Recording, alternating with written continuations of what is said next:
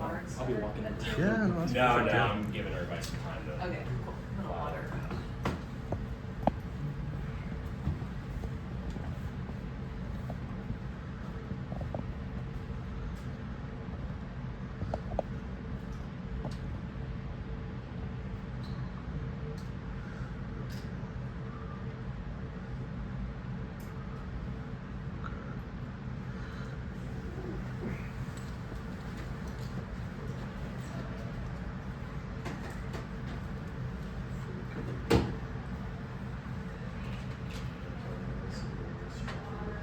It was starting literally right about as we were getting off, I just wanted to tell people real quick, I mean, anybody is welcome to make food out there, like the veggies, like a whole one, you can have a whole one. So, For where I was coming up from, they had 2 for 3 legs and they did 3 shot. So it was just like, so it would be 50 bucks to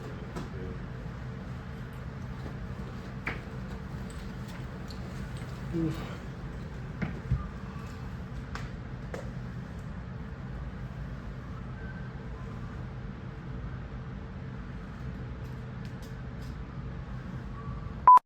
Just the little blocks.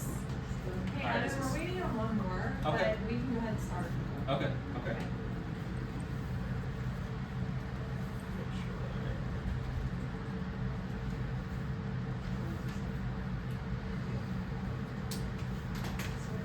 All right, everybody. Well, welcome. This is my workshop. I'm Evan Gerdes. Nice to meet you all. We will get to know each other a little bit more later.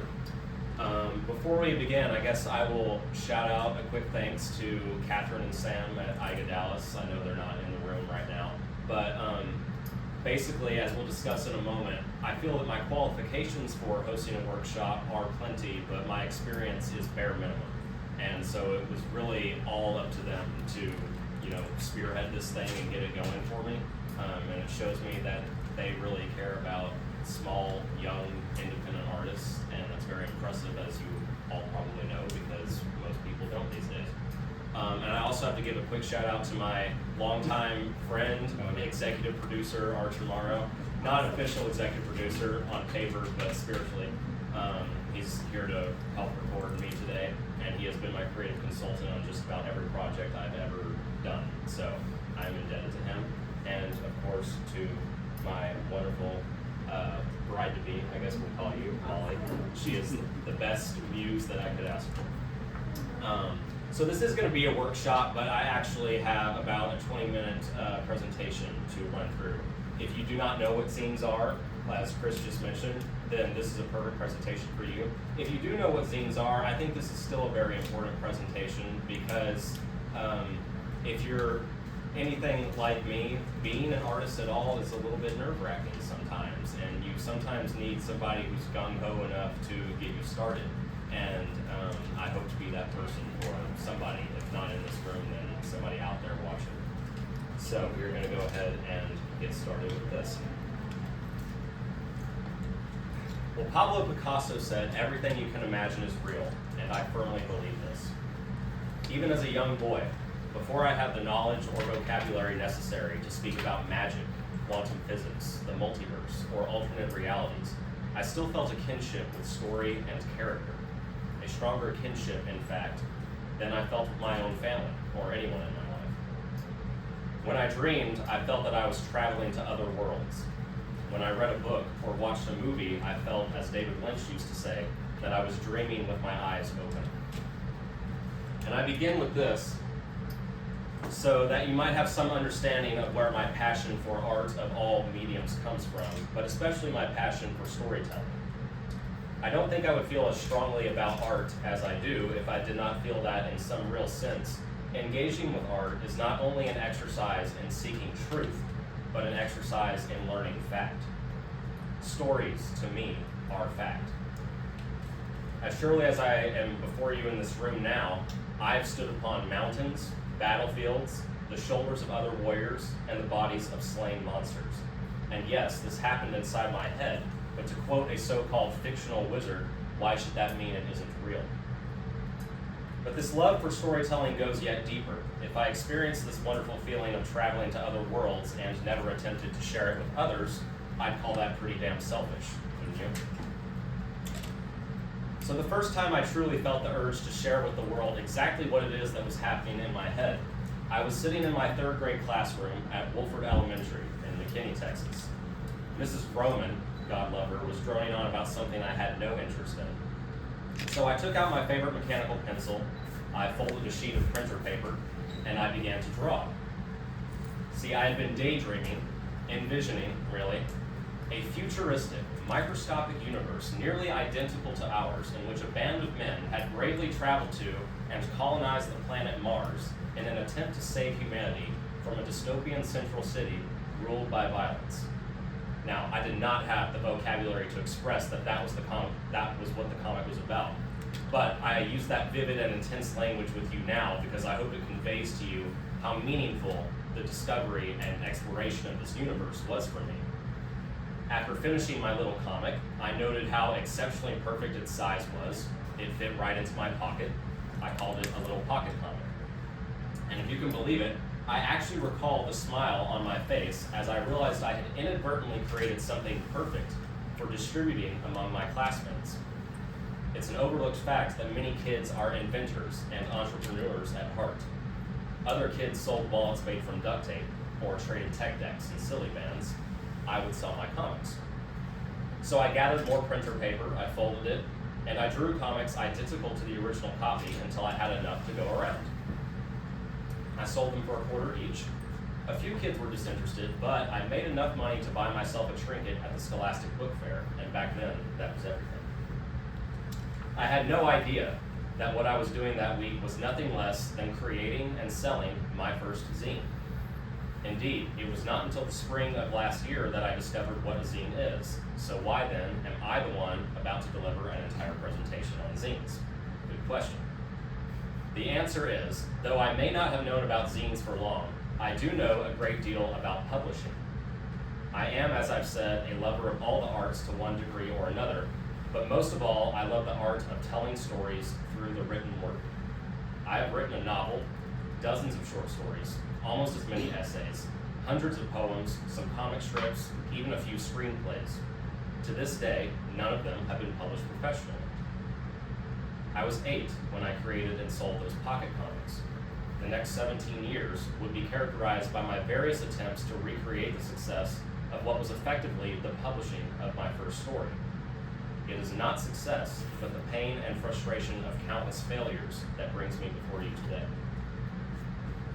So this presentation is titled Self-Publishing Through the Lens of Zines. It will be deliberate and as detailed a presentation as I can manage in the time we have. We will discuss the publishing industry, what exactly self-publishing is and how it differs from regular publishing, and we will discuss the medium of zines and why I believe it is no hyperbole to say that zines are the future. I will not assume anyone listening is well versed in these subjects. Even if you do feel that you have a decent idea of what a zine is, or how publishing works, and what it is to be an author and an artist in the 21st century, these are very big ideas. And it will only help widen your understanding of them to hear my unique perspective. I have not come before you to be humble. I have not come before you to make friends. I have not come before you to plug my social media handles. I am here to speak about the present state and the future of underground, do-it-yourself art in our country. I'm here to be a little pretentious, and I'm here to tell it like it is. My name is Evan Gerdes.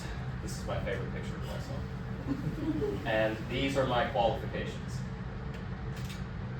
Local DFW zine artist, author, as I said, of many poems and short stories, rejected by over 50 publishers and literary journals. Yes, I have kept track. And I'm currently self-published at Recluse Books in Fort Worth, as I was just mentioning a moment ago. So I am quite proud of each of these qualifications, and they are the reason that I'm here before you today. So let's break down the publishing process first. I'm sure everybody here has read a book, but I cannot assume that anyone understands the first thing about how publishing works, so I'm going to break it down for you in bullet points. First, the author writes a story. Then the author sends the story, which is called a manuscript at that point, to somebody else. That somebody may be a publisher, or it may be an agent who pitches the manuscript to a publisher for you, the way a salesman effectively stands in for his boss when pitching a product to a customer.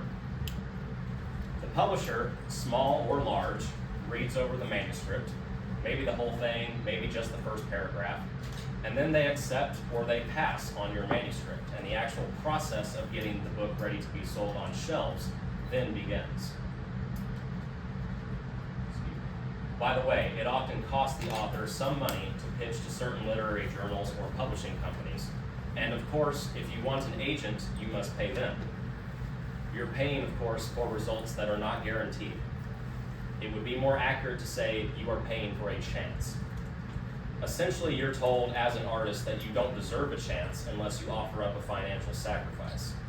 I don't need to tell you that if your manuscript doesn't get selected for publication by a company you paid money to pitch your work to, then you've basically gambled and lost. No different than if you'd simply gone to a casino and tried to win the money to publish the manuscript yourself. Out of everything there is to discuss about this process, and we could discuss a lot, I'd like to draw your attention most of all to the indisputable fact that the author's story cannot and will not be published unless a bunch of other people who had absolutely nothing to do with the actual creation of the story find the work to cater to their personal tastes, or if not to their taste, at least the taste of a pre-established audience or fandom, one big enough that they can be marketed to with guaranteed results. The only way a story will ever be published professionally is if it meets these qualifications. That's cut, dry, the end, period. Now, before going any further, I want to state emphatically, I have no real lasting resentment for the professional publishing industry. I would, of course, agree to publish a novel with any company you can name the moment they offer. But simultaneously, I'm not here to make friends, I'm here to tell it like it is. And I know how it is. I've pitched ideas and manuscripts to everyone you can name, and a few you've probably never heard of. Each time I failed. Why did I fail? Well, of course, there's the possibility that none of my work is good, and we'll return to that later. But we need to address the horse before the cart. I will readily admit that whether any of my stories are good or bad, it is undeniable that the majority of them would not and have not appealed to a mass audience. I'll give you an example. Remember my little pocket comic from elementary school? Remember the pitch? I'll refresh your memory if you don't. The pitch was a futuristic, microscopic universe nearly identical to ours in which a band of men had bravely traveled to and colonized Mars in an attempt to save humanity from a dystopian central city ruled by violence. So there's a lot of interesting ideas there, right? And a couple of you might even hear that pitch and think, hell, I'd read that comic book. And maybe you would if it looked anything like what you're picturing in your head, but it doesn't. Here's what I didn't tell you. The characters in the comic look like this. That one's Frederick. He's the protagonist. Now, I know how to draw. I can draw well, in fact. I knew how to draw even when I was 8 years old. I was never a stick figure guy. I could draw you entire Disney characters from memory. So why on earth did I portray this interesting world's characters as stick figures? The answer is quite simple, but it's one that only fellow artists will understand. I had to. That's what the characters looked like when the muses brought this story to me. As far as I'm concerned, I had no choice. I've attempted to change this story many times to make it more palatable, but it's a fool's errand. A good storyteller brings you both truth and fact, and the fact is, this is what the characters look like. If they don't look like this, then the truth of the story, its themes, its slapstick humor, its underlying tone, etc., they all vanish, cease to exist. And it is then that the story becomes pointless. So call it abstract, call it absurdism, call it post-postmodernism, ironic, Lynchian, avant-garde. You can rationalize it any way you see fit. It doesn't matter. I don't care what intellectual categories the comic falls under. To me, it simply is. It exists. And if it were to exist in any other way, it would be a lie. Neither truth nor fact would be present. Unfortunately, as you can imagine, this particular story must exist in virtually any other way in order to be published professionally. Absolutely no one I've ever pitched this to, and I've pitched the hell out of it, has been interested in distributing this story to a mass audience because they just can't get over the stick figures. The better I've become at self-reflection, the better I've become at recognizing the patterns in my life. One such pattern is what I've just described to you, the creating and pitching of a story that possesses some quality or the other which turns off professional publishers. My series of interconnected short stories about a group of suburban kids growing up in the 1980s is either kitsch or just plain unoriginal, depending on who you ask. My take on the Lovecraftian universe incorporates both Jewish and Greek mysticism and symbolism and strays far from what fans of that universe love. My story about a band of teenagers raiding Area 51 on September 20th, 2019 is so chock full of dialogue and references to internet memes that it would be incomprehensible to anyone who was not chronically online from the years 2010 to 2020. Again, whether my stories are good or bad, I don't know, but I know they are absolutely not for mass distribution. Now, I don't give up. I never have, not when it comes to writing. I started pitching stories as early as junior high. By the time I was halfway through college, I had grown so sick of the process and its failure to accommodate me that I determined the only way to get what I wanted, which was a paying audience for my work, was to distribute my stories myself. And that brings us to self-publishing. Now, I remember the first time I self-published a short story. I was so excited. I did it through Amazon Kindle, and I ran around telling everyone I knew what I had accomplished. My family, my friends' parents, my teachers. And this was 2018, so I was just out of high school. Out of everyone I told, I think maybe 4 people actually bought the story on Kindle, counting my mother. And I don't think any of the people who read it really liked it. And fair enough, it wasn't very good. It needed the creative eye of a slightly older version of myself.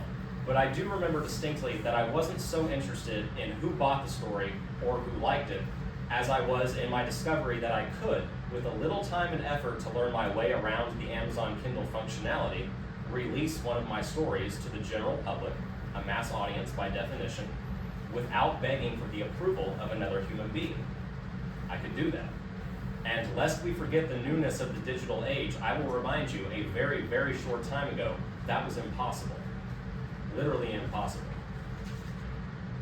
So what does the self-publishing process look like as compared to the regular publishing process? Again, I will break it down for you in bullet points.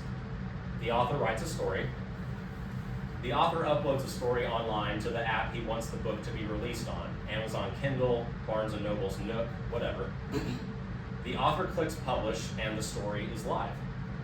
So you will notice how much shorter and less complicated the process is. Of course, a shorter process means we have lost many of the features of professional publishing, and some of them were beneficial. You no longer have access to a professional editor. Maybe that's okay with you. You might have a friend who reads your work and gives feedback.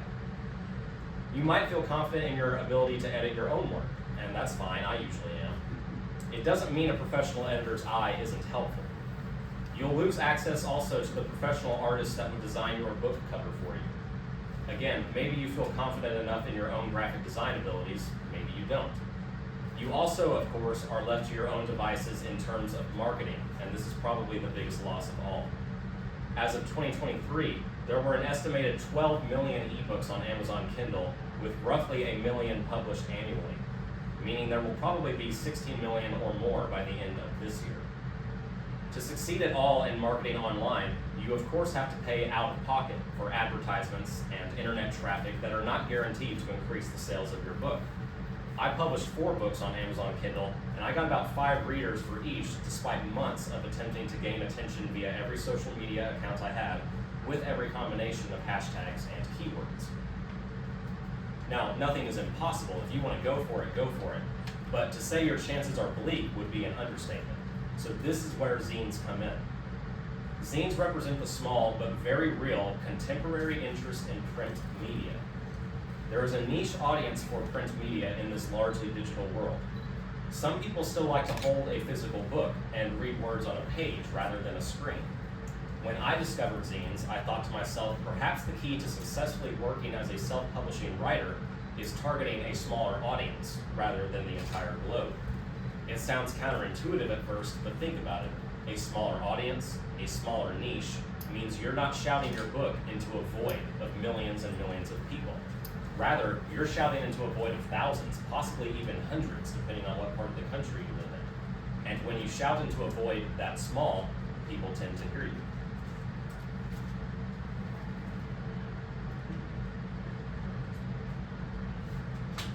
So, let me officially introduce zines into the publishing conversation. I will not spend long on the introductory section because I suspect anyone willing to pay money to attend a presentation on zines has at least some idea of what they are, and if you don't, then I want you to look very closely at the following images. So there's a few going by you right there. Here's a couple. The one on the right is an artist who I actually got the privilege of meeting recently at a Dallas art convention. Very cool guy, does all those sketches in a sketchbook about this size, and then photocopies them. And then the one on the left is one that I made, and then How to Resist Amazon and Why is one that I found recently, and that's a subject near and dear to my heart, so I picked that one as well. Now I'm showing, not telling, because that's how I learned about zines, and because it illustrates better than words that it is difficult to define exactly what zines are. Not because you don't know one when you see it, but because there are, for all intents and purposes, no concrete rules set in place for what a zine must look like. Not what size, shape, or color it must be, whether it should be handwritten or printed, what materials it needs to be made from, how it ought to be bound, and so on. So that's the dictionary definition, and normally I would not try to do anything so unoriginal as to compare my definition of zines to the dictionary definition, but in this case I think it's actually a very interesting comparison because the dictionary definition is appropriately vague, and thus comes very close to getting it right. So this zine on the left, for example, that says truncate this, that's one that I made out of a single index card, and I bound it with only one staple, so though it doesn't look it, it's actually about 1 inch tall. And it's very different than, say, this one, also on the left, which is unusually tall, about 10 inches if I'm recalling correctly. This tiny zine I made to vent my frustrations with the strict rules of all the big poetry subreddits. As you might suspect, I'm more of a freestyle poetry guy. I tend to think rules are made to be broken. If you wanted to be academic and scholarly about it, you could say that this zine is small because it somehow represents the constrictive nature of those poetry subreddits as I see them. And maybe subconsciously that is what the zine represents. But just like in the case of the stick figures, it doesn't really matter what the reason is. All I know is that the truth and fact of the zine reside in its small size. There's no particular reason that I made this zine in this way except that I simply felt like it. And because the medium of zines allows for unlimited creative freedom, I followed my gut, and I crafted that zine exactly how I pictured it in my head. Why zines? Well, zines might contain poetry, they might contain a comic or a cartoon, they might contain a collection of photos, they might contain printings of art, they might contain written content, either fiction or nonfiction. Whatever they contain, you can be sure, because they are produced wholly by you, they will be unique. And so in a world where every shelf at Barnes & Noble looks exactly the same as the next, this is no small advantage. See, when you create something truly unique and your target audience is as small as the very limited nationwide audience for zines is, marketing becomes almost unnecessary. Publishing, selling, even trading your zines is almost automatic. To begin publishing zines is no difficult process. So this is Recluse Books. This is where I publish my zines currently. It's in Fort Worth. All I did to get started was to make a zine, visit this bookstore, and ask if they would put the zine on the shelf. They said yes, we made a consignment deal, and that was it. My first zine was on their shelf a moment later, and about 15 minutes later, while I was still in the store, somebody bought a copy. And that's an anecdote I'm very proud of. To begin with zines, you need nothing more than a little creativity, a few art materials, and a shitload of motivation. I craft every one of my zines by hand, but even if you choose to make a master copy and then print out the other copies, it's still going to take time and effort. It's going to take time to drive around the Dallas-Fort Worth area, finding bookstores to place your zines in. It's going to take time and effort to rent yourself a booth at the next zine festival, which there are at least a couple happening in Texas this year. It's going to take time and effort to build an audience. Even with the supplement of social media, you're going to have to prove that you are going to release new products with some noticeable regularity if you want to build any kind of following. But most of all, to begin creating and publishing zines, you must realize and accept the risks. Maybe some of you are artists who have experienced failure, not because your pitches have been rejected, but because you've been too scared to actually put your work out there, to be critiqued, judged, and possibly mocked. I know how that feels. And you will get some of that, especially with zines. If you ever try to explain to the people in your life what you're doing and how unprofessional the whole production is, you'll get a lot of weird looks. I have. But like anything, remember, even risks have their upsides. Take, for example, the risk that you publish a zine with an error in the copy. It's quite possible, since your zine won't have a professional editor looking over it. That's a risk, but it's a risk with an upside. An error in your zine's printing might be the very feature that makes someone buy your zine over another. Now more than ever, human error is a sign of artistic integrity. Because what happens when things look a little too perfect? We think AI, don't we? So I would submit to you that there are two AIs at war with each other right now: artificial intelligence and artistic integrity. If you feel, as I do, that ordering a machine to remix all the knowledge it possesses into a story or image that appears new, and then taking credit for what that machine created, is about the lowest ethical point an artist can reach, that indeed it would be difficult to even call that person an artist with a straight face, then the world of zines is calling to you. I read an article on Substack recently that predicts this year will see the rise of mainstream zines, that corporations are planning on how to take advantage of the relatively small, underground, but still very real fondness for print media. People, I urge you, craft everything by hand. Use as few digital resources as possible. It is the only way to protect your integrity. If you are a true artist, you will set aside your lust for fame and likes and followers and money and a spot on the New York Times bestseller list and make something that means more. See, I know now that I have found my calling as an artist. I didn't fail for all those years because my stories were bad. They may be bad, I still don't know. But if they are, that's not why I failed. I failed because I was trying to go about the process of sharing my stories with the world in the wrong way. I was meant for something different. I was meant for zines, and I believe most of us today are.